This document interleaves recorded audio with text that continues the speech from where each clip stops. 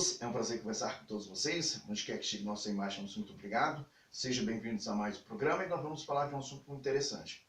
Nós temos dois tipos de pessoas, dois tipos. É fácil compreender isso.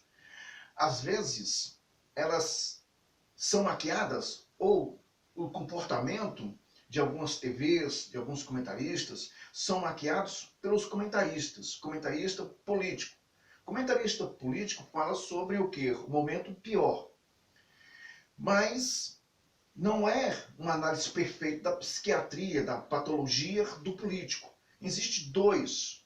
Existe aquele exagerado sobre os termos comuns e existe aquele que é inibido, ou seja, é educado sobre os termos comuns. É aquele que respeita o seu espaço, aquele que tem educação. Em vez de ser agressivo, ele é educado. Muitas vezes você grita, ele se cala. Ele se sente bem não maltratando ninguém. Já o exagerado é aquela pessoa que ele busca poder, busca os meios, ele não quer saber como vai conseguir esse poder, ele não quer saber quais são o resultado para que ele possa alcançar. Eles buscam sempre, buscando os meios da política, poder como judiciário, ele busca poder econômico, ele busca poder no Senado, ele quer poder, ele quer poder, ele quer sentir-se no controle. Ele usa tudo que ele sabe para controlar os outros. E inclui muito nesse aspecto o egocêntrico, o narcisista. Então a gente vê que essas pessoas estão aí. E é fácil de identificar, porque eles não respeitam. Suas ideias são incabíveis, suas ideias são para pessoas iguais a ele e pessoas fracas que acompanham.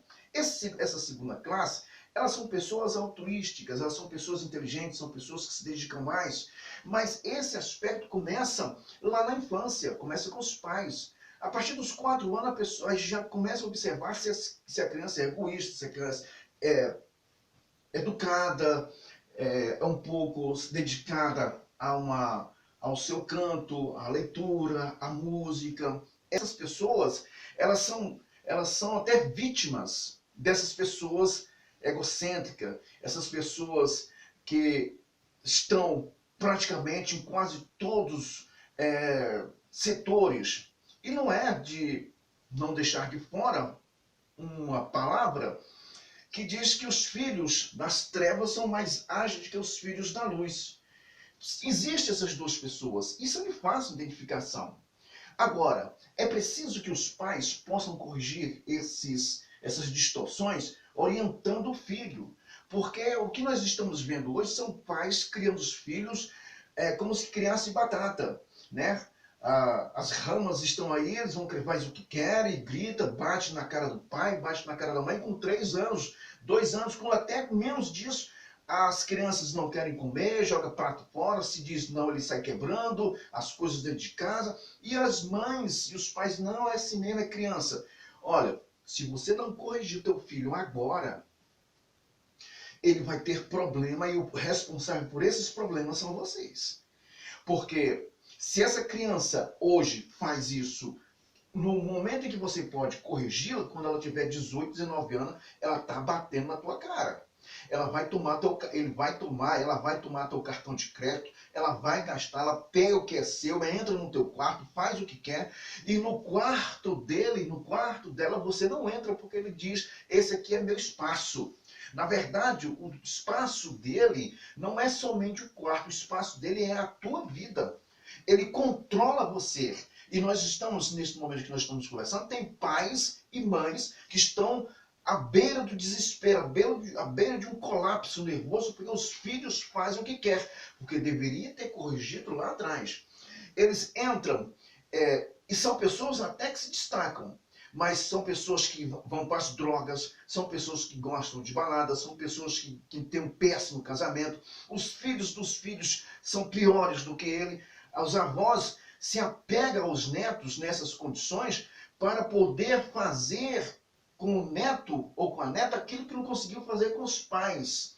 E os pais até dar essa oportunidade, porque assim se livra das mães para que não possa orientá-los a eles fazerem o que querem. A maioria dos filhos mais jovens hoje deixa os filhos com os avós.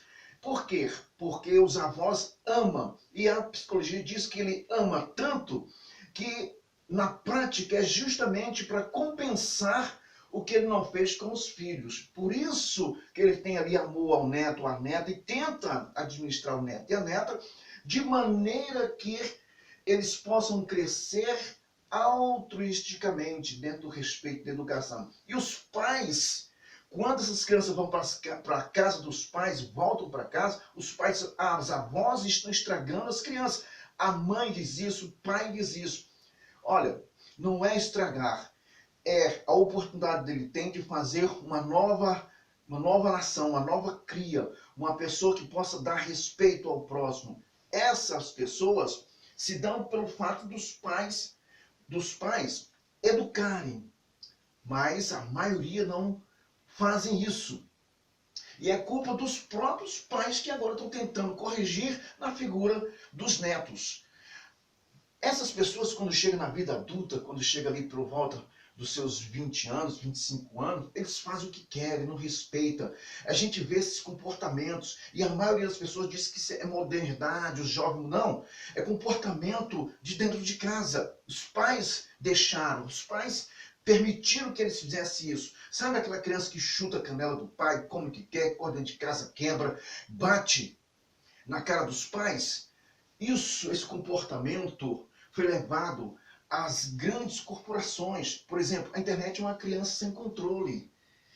A ecologia é uma criança sem controle. O tráfico de droga é uma criança sem controle. Tráfico de arma e tantos outros acontecimentos. Por quê? Porque eles fazem, ou aquelas pessoas que controlam fazem o que quer e acham que pode fazer o que quer.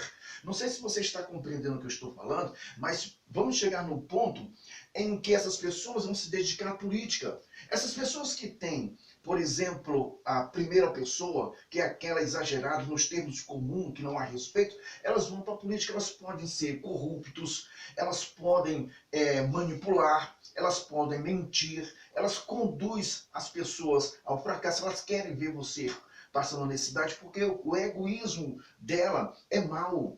E essas pessoas estão aí para todos nós vermos os resultados.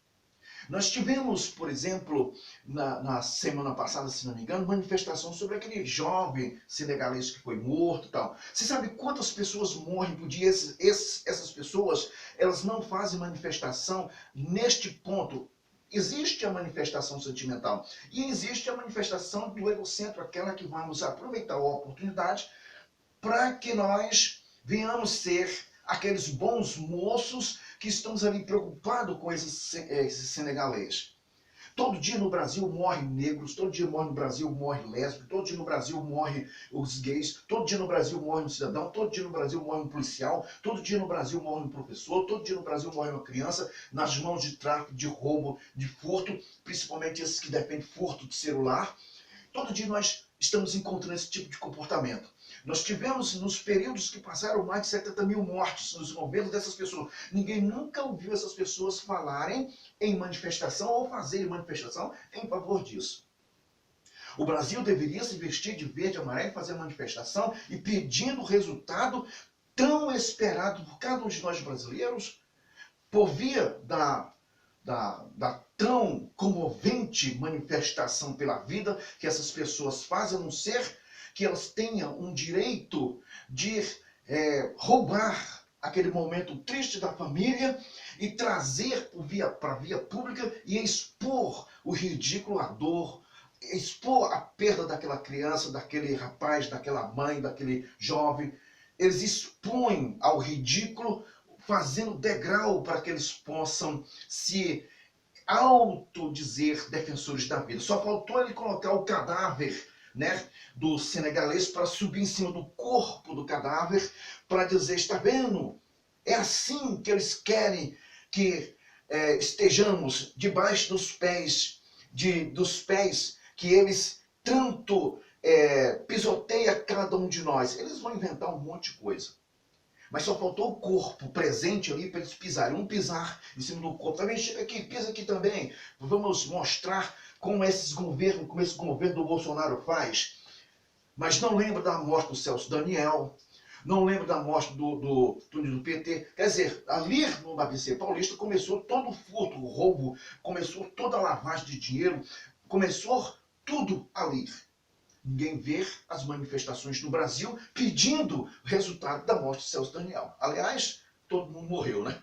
Então a gente começa a entender que essas pessoas são justamente aquelas crianças que deveriam ser corrigidas e não foram corrigidas. São processos psicológicos, patológicos, psiquiatras que têm que tratar.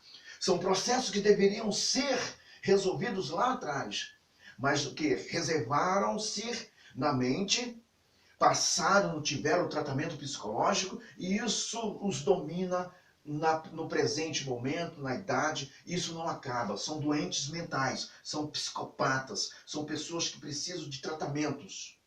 Quando uma criança é corrigida lá atrás, com aquele tratamento exagerado sobre os termos normais, quebra as coisas, bate porta, quebra as coisas dentro de casa, bate na cara dos pais.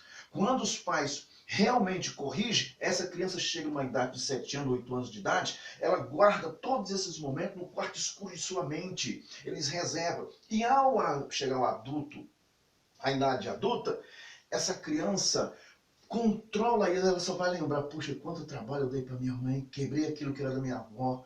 Nossa, ele começa a buscar um meio de compensar os pais, as avós, os amigos, as pessoas que ele conviveu e que ele lembra que deu prejuízo. Ele controla isso já na parte adulta. Quando você sofre esse tipo de comportamento que você tem a condição de fazer do que você quer dentro de casa, que os pais permitem, há possibilidade, mais do que evidente, esses acontecimentos levar ao controle dessa pessoa adulta e não tem mais resultado. Recordo-me que tem um versículo que diz: ensina o teu filho o caminho do Senhor ele jamais esquecerá. Então, quer dizer, um processo de correção agora com criança vai servir para você fazer um homem e uma mulher. Um processo de não correção quando criança vai ser a tua vergonha, vai ser tua decepção pai, tua decepção mãe, se você não tiver um controle com a tua cria, com a tua criança. Isso vai te trazer transtorno, muita vergonha. Isso é o que nós estamos vendo no Brasil. São pessoas que não têm menor respeito com você, com o que seja, ou com quem possa ela se relacionar. Simplesmente ela usa os meios para controle, e esse controle é aquilo: eu quero, eu vou fazer, e faz com que isso não sirva para ser distribuído entre pessoas normais, mas para sua própria ganância, seu ego. São pessoas doentes. E não precisamos dessas pessoas, não precisamos de analistas ou comentários políticos, mas sim analistas psiquiátricos, psicólogos, para tratar dessas pessoas. E eu reservo-me em fazer uma coisa. Eu acho que todo político tinha que passar por um psiquiatra. Todo político tinha que passar por uma psiquiatria, tinha que passar por um psiquiatra, um profissional, tinha que passar por um psicólogo para ser candidato a vereador, deputado estadual, deputado federal, senador e até mesmo presidente da República. Com esse laudo, provavelmente nós teríamos nossos políticos 100%. Nesse período de tempo, nós teríamos um resultado de 100% negativo. Poucas pessoas poderia alcançar, a não ser que fosse altruístico e com a deficiência de servir, porque essa deficiência, meu amigo, ninguém quer ser doente. Nenhum político quer ser doente de deficiência, de honestidade. Essa normalidade eles não vão ter. Um abraço a todos e até mais.